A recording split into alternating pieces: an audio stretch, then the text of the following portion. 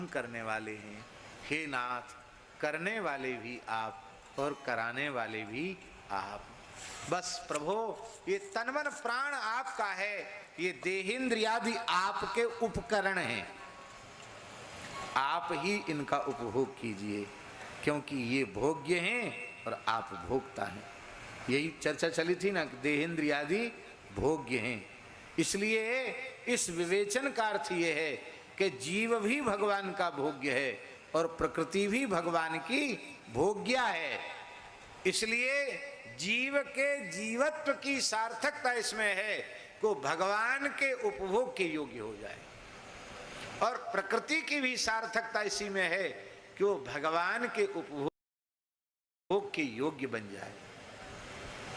ये बात, इसलिए चराचरात्मा और अनंतम, जिन बाल कृष्ण को पूतना ने गोद में रखा वो कौन है? अनंतम। अनंतम, अनंत माने परिच्छेद से रहित, सीमा से रहित, असीम। कितने असीम है भगवान? इन वैदिकों से पूछो तो कहेंगे सहस्र शीर्षा पुरुषा सहस्राक्ष सहस्रपात सभूमिगुं सर्वतस्पृत्वा त्यतिष्ठत् दशांगुलम अत्यतिष्ठत् दशांगुलम। इस ब्रह्मांड की सीमा के 10 अंगुल बाहर भी हैं। ये 10 अंगुल क्या है? इसका मतलब 11वें अंगुल पर कुछ दूसरा है, ये अर्थ नहीं है। दशांगुल का अर्थ है अष्टांगुल प्रकृति, अष्टधा प्रकृति। और प्रकृति भी जहाँ से प्रकृति की गति भी अवरुद्ध है, उस प्रकृति से भी परे परमात्मा है। ये इसका आशय है, ये इसका अर्थ है। ये अनंत, ऐसे अनंत भगवान को एक सामान्य बालक मानकर पूतना ने अपनी गोद में ले लिया और विष से संलिप्त पयोधर बाल कृष्ण के मुखारविंद में दे दिया। भगवान ने पूतना का पयोधर पकड़ा और दूध पीने लगे। कैसे पिए?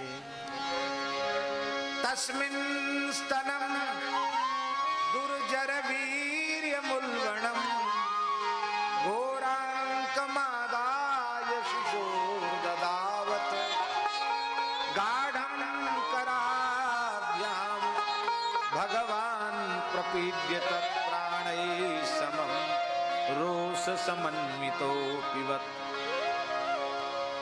भगवान ने उसके पयोधर को दबाया और प्राणों के सहित रोष से युक्त होकर भगवान उसका दूध पीने लगे।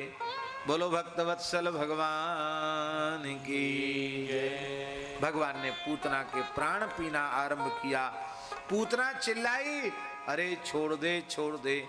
भगवान ने कहा, मानो हम एक तो पकड़ते नहीं, पकड़ लेते उसे छोड़ते नहीं है, छोड़ना हमको नहीं आता है। और पूतना के प्राण निर्गत हो गए। पूतना गिर पड़ी महल के बाहर जाकर। कितनी दूरी में गिरी जानते हो? वहीं नहीं गिरी, गोकुल में। क्योंकि पूतना कितनी है?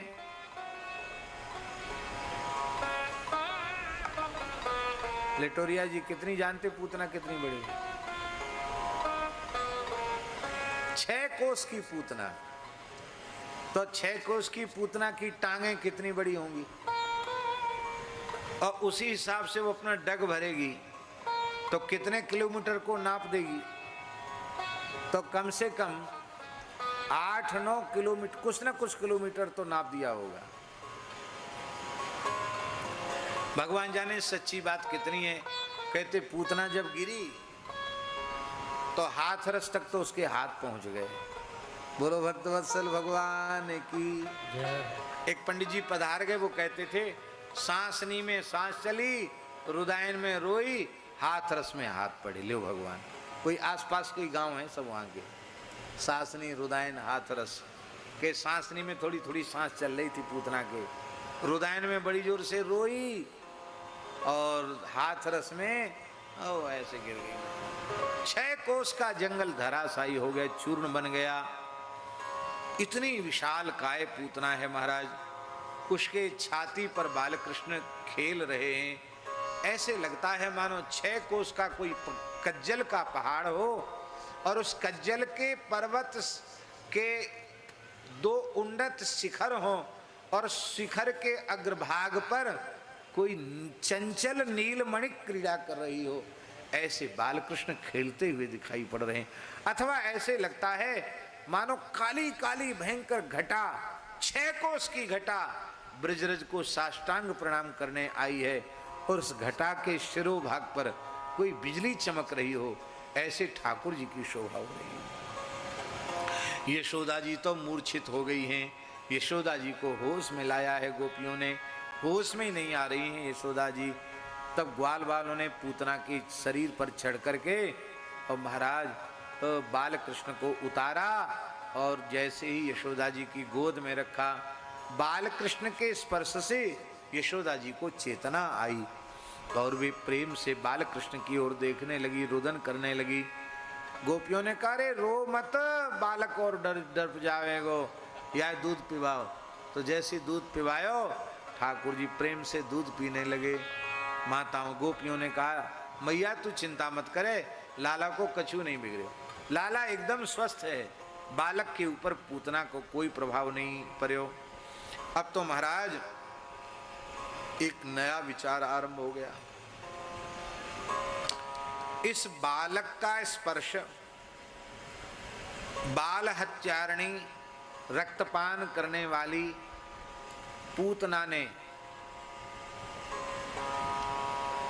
स्पर्श कर लिया,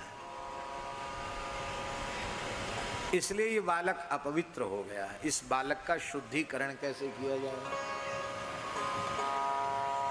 गोपियां गौशाला में ले आई और गोमूत्रेण स्नापयित्वा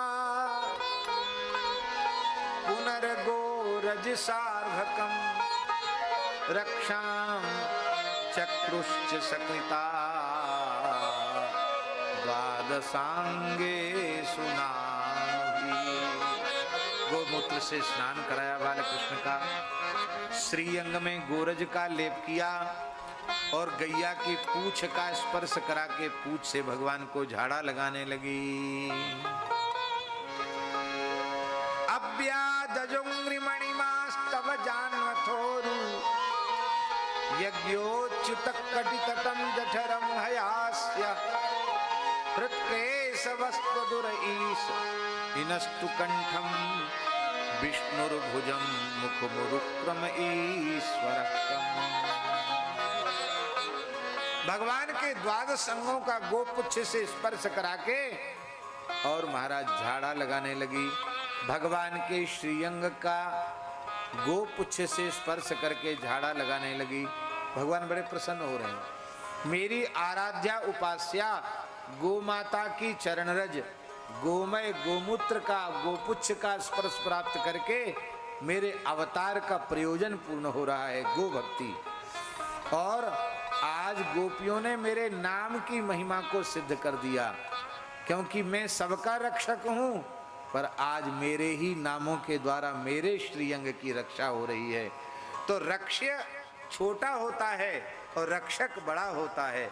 मैं रक्ष्य हो गया और नाम हमारा रक्षक